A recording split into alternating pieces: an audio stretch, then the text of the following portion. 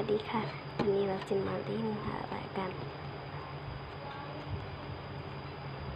อันนี้ก็ค่ะวันนี้เราก็จะมาเริ่มเคลียร์ไฟก่อน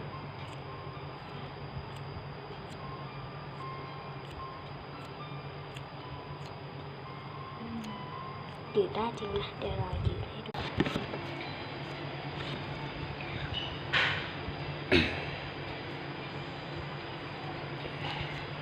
ฟังดูนะฟังดีๆนะ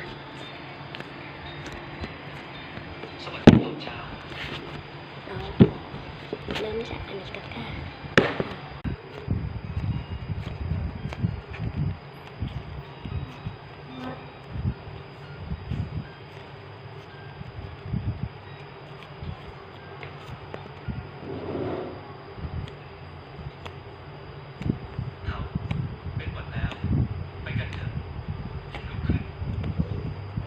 บ๊ายบายจบแล้วค่ะคลิปนี้